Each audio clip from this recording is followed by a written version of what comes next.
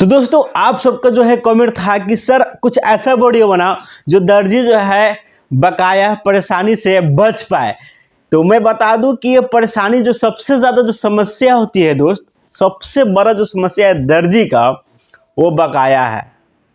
वो क्या है? बकाया है। तो बकाया से कितना घाटा है और उसको जो है बकाया किस तरीके से वसूली कर सकते हो, और बकाया जो लगता है उसको कैसे साफ ही बंद कर सकते हैं कि मेरे पास बकाया कोई लेकर जा ही ना, या इसके मैटर में कोई बात ही ना करे। तो आज का टॉपिक जो है इसी पे है, तो आप वीडियो को पूरा देखिएगा। मैं अपना खुद का एक्सपीरियंस शेयर करूंगा, क्योंकि मैं शुरू में न्यू में जब मैंने शॉप खोला था, बुटीक डाला था, तो इतना बकाया लग गया दोस्त, इतना बकाया लग गया कि कारीगर का पैसा लगभग 20 से 25-30 हज़ार रुपये मेरे ऊपर गिर गया।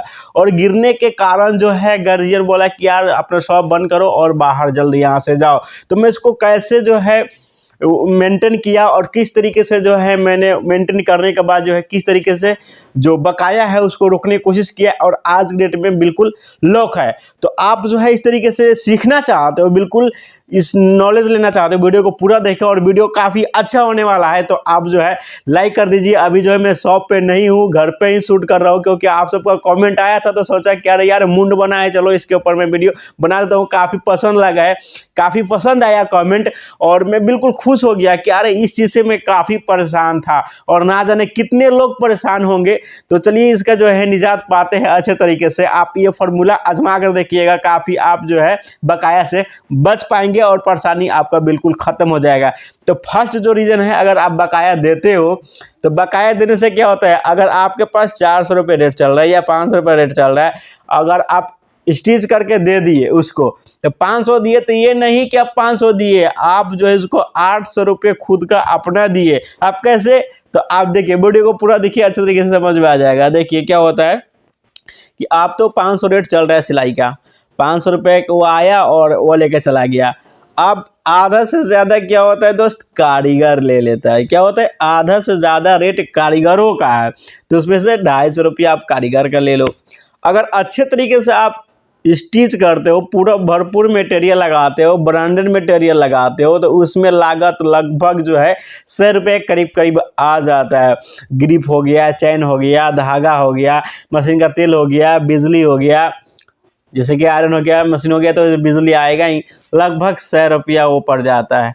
तो 500 रुपये सिलाई है, तो 250 रुपया तो कारीगर को आप दे दिए।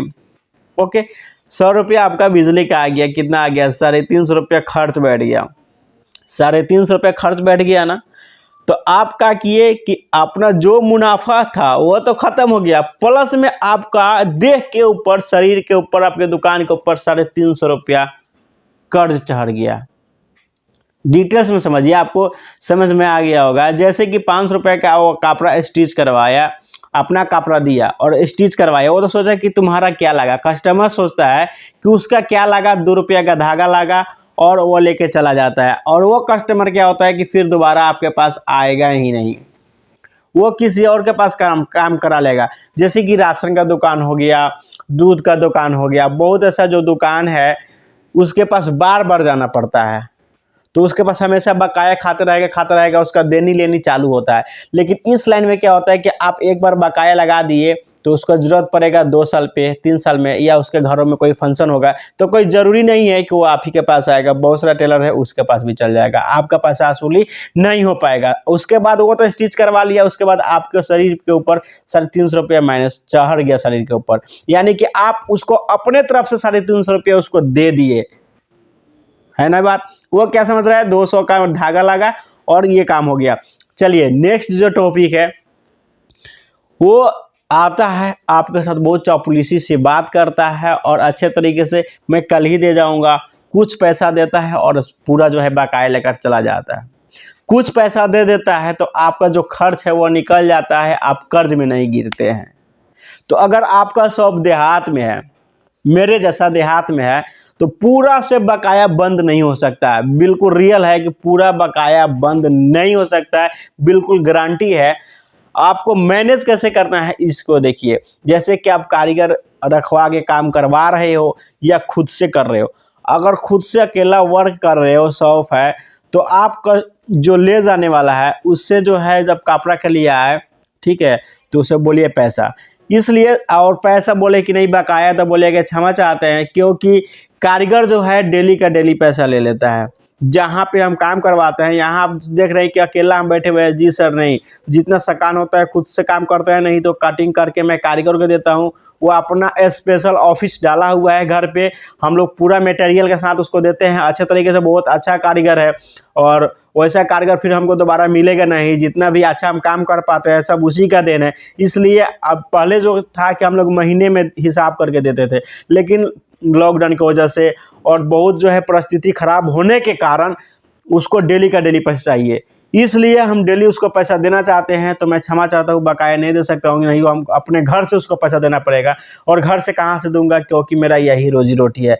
तो प्लीज़ आपसे रिक्वेस्ट है कि कम से कम कारीगरों का पैसा आप दे दें।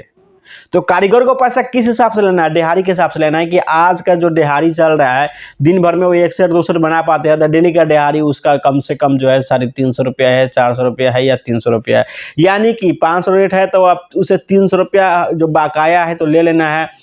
अगर नहीं देगा तो बोलेगा कि नहीं सरकार, कापड़ा लेके जाइएगा, वो देह पर चढ़ जाता है, क्योंकि शाम के शाम आता है बोलता है भाई कापड़ा गया है, पैसा हमको चाहिए ही चाहिए। क्योंकि जब कापड़ा टांगा हुआ रहता है तो काउंटिंग कर लेता है कि भाई कापड़ा नहीं गया है तो पैसा अगला देगा कहाँ से, लेकिन कापड़ा चल जाता है तो पैसा देना अनिवार्य हो जाता है। इसलिए हमको पैसा चाहिए। और ज़्यादा रेट भी, आप जैसे कि कारीगर का रेट बढ़ गया, इसलिए कारीगर से मेंटेन कर लेते हैं, ठीक है। ये नहीं कि आप मालिक हो कुछ भी बोल सकते हो, ठीक है। बिजनेस में हल्का फुल्का झूठ नहीं बोलोगे तो बिजनेस नहीं चलेगा। कितने भी मुस्लिम जो है झूठ नहीं बोलना चाहते हैं, मैं चाहता हूं मैं भी झूठ नहीं बोलता हूं, लेकिन बिजनेस के अकॉर्डिंग आपको कुछ ना कुछ बोलना पड़ेगा। अगर मेरा बोली जो है आपको अच्छा नहीं लगता होगा, इसके लिए क्षमा चाहता हूं। अगर बिजनेस में आप झूठ नहीं बोलोगे तो आप कभी सक्सेस नहीं हो पाओगे। इसलिए जैसे कारीगर का रेट दे रहे हो आप 200 रुपये पैंट का, तो अगर कोई अपना ही हित आदमी है तो उसको बोलो कि नहीं सर मैं 260 देता हूँ। वर्कर का मेरा जो बचता है 10 रुपये का मटेरियल लगता है, बाकी जो 30-40 रुपये बचता है तो वही मेरा कमीशन बनता है और कुछ नहीं। और अपने से 1-2 पीस बना लेता हूँ, वही इनकम होता है। कारीगर से कोई फ़ायदा है ही नहीं। कारीगर हम लोग आप लोग का सेवा के लिए रखे हुए हैं। अगर आप लोग जो है बकाया लेकर चले जाओगे तो क्या होगा, कारीगर छोड़ देगा मेरे पास काम और आप भी परेशान हो जाइएगा।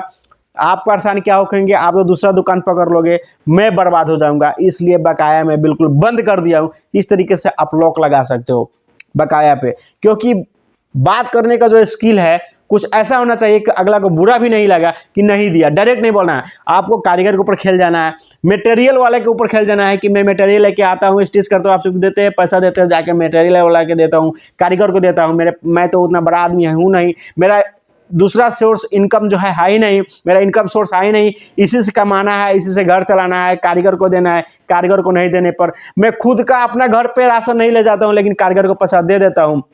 इस टाइप का बात करें।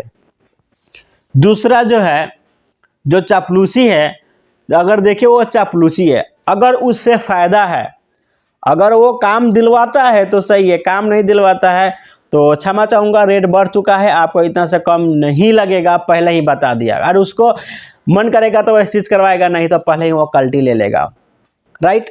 और जो बकाया लेकर चला जाता है दोस्त, वो कस्टमर भी टूट जाता है। अगर बकाया आप नहीं देते हो और दिक्कत से पैसा आपको दे भी देता है, बोल भी देता है कि आप आज के बाद दुकान पर नहीं आऊँगा, तो वो फिर भी आपके पास आएगा। आने का रीज़न है कि उसके पास बकाया नहीं है, शान से आएगा, शान से काम कराएगा, शान से जाएगा, या गुस्सा से आएगा, गुस्सा से काम कराएगा, जितना मांगे दीजिएगा, लेकिन आएगा। अगर बकाया दे दीजिएगा चाहे जितना बड़ा हित हो, वो फिर नहीं आएगा, ये मेरा गारंटेड है।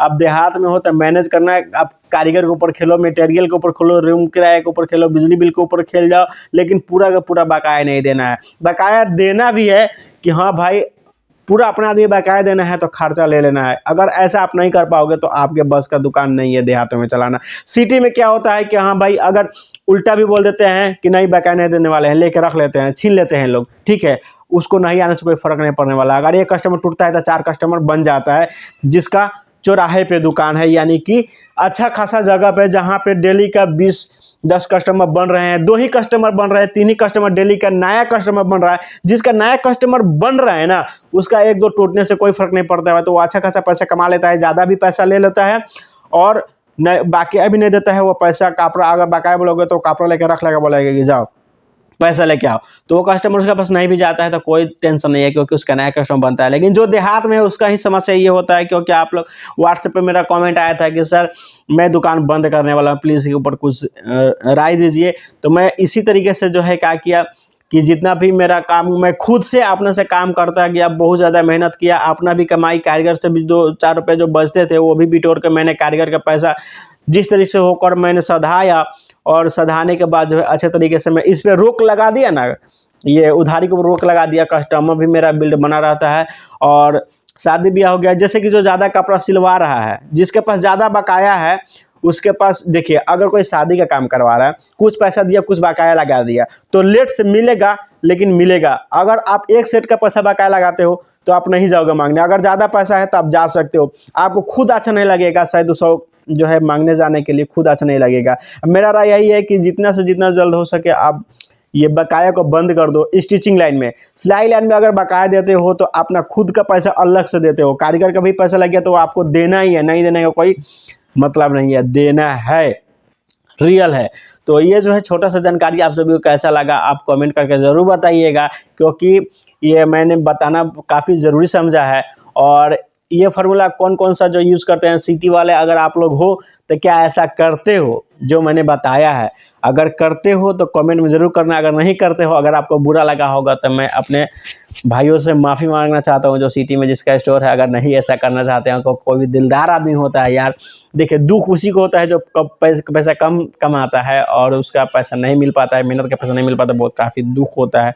और मैंने इसलिए बोला है जो सिटी में लोग हैं, ताकि आपके द्वारा वो मोटिवेट हो पाए, इसके लिए क्षमा चाहता हूँ। और आप सब जो है कौन सा फार्मूला यूज़ करते हो बकाया बंद करने के लिए? कितने लोग स्टिकर चिपका देते हैं, तो आप भी उसे कर सकते हो। कितने लोग ये फार्मूला यूज़ करते हैं आप कमेंट में लिख कर ज़रूर बताइएगा, और जो नहीं करते हैं इस पर कितने लोग जो है अमल करने वाले हैं कमेंट में ज़रूर बताइएगा। चलिए मिलते हैं नेक्स्ट वीडियो में, जब तक आप लोग हमेशा हैप्पी रहा करो, खुश रहा करो। और इसी तरीके का जो है मॉर्निंग का वीडियोज मैं चाहूँगा आप सभी को देने के लिए, शाम को टिप्स दूंगा, अच्छे से अच्छे फार्मूला बताऊंगा, जिसमें ज़्यादा प्रॉब्लम होता है वैसे बताऊंगा। तो आप सब जो है शाम का भी वीडियो ज़रूर देखें। और चलिए मिलते हैं नेक्स्ट वीडियो में, जब तक आप लोग हमेशा हैप्पी रहा करो, खुश रहा करो, और बिल्कुल हैप्पीनेस के साथ काम करो यार। जो काम करने का मन नहीं है ना, लगे रहो, लगे रहने से सब काम हो जाता है। दर्जी का ही काम है कि आप लगे रहो, लगे रहोगे तो काम होगा। अगर जरा सा भी माइंड बिजी हो गया, दूसरे काम में उधर गया, तो वह काम पेंडिंग में चला जाता है। इसलिए लगे रहो भाई, लगे रहोगे तो बिल्कुल हैप्पीनेस रहोगे।